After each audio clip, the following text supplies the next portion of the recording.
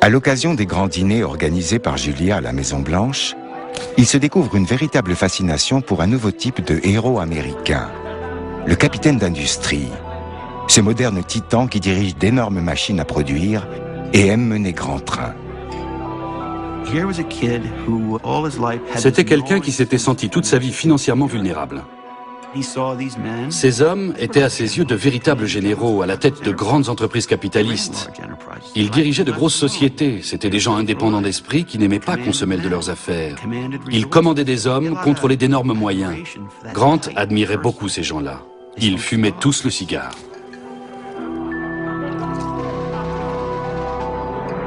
Sur le champ de bataille, le port de l'uniforme permettait de distinguer l'allié de l'adversaire. Mais dans l'univers d'hommes en costume et en cravate qui est désormais celui de Grant, il n'est pas si facile de distinguer ses amis de ses ennemis.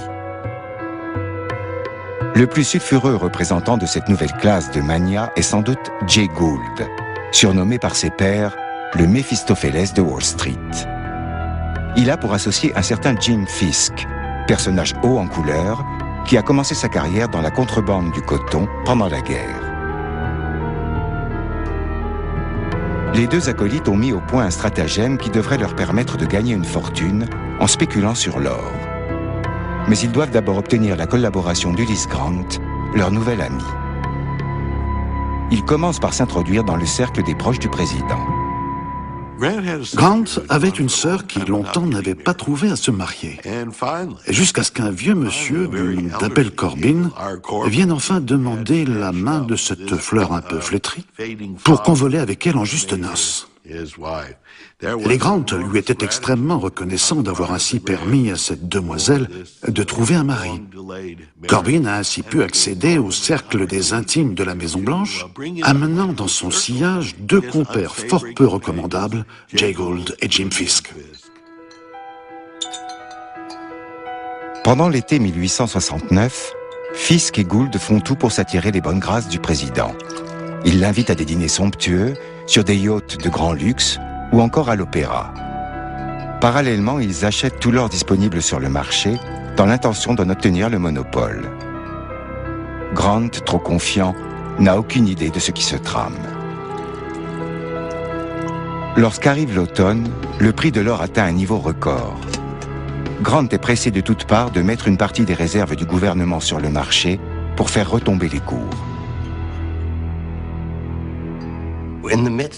Il se trouve que les Grant étaient à ce moment-là en vacances en Pennsylvanie. Ulysse Grant était en train de jouer au croquet avec Horace Porter, je crois, lorsqu'un messager est venu lui apporter une lettre.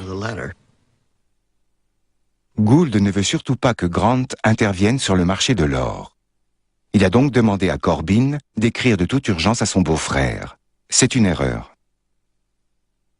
Grant met un certain temps à comprendre ce qui se passe.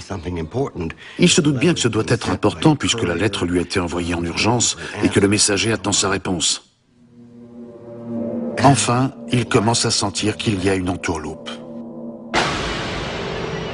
Le vendredi 24 septembre, Grant donne l'ordre au Trésor de vendre pour 4 millions de dollars d'or. Les cours s'effondrent. À la bourse de New York, c'est la panique. Un homme dans l'assistance hurle « Tuez-moi, tuez-moi » avant d'être évacué. La journée restera dans les annales comme le vendredi noir.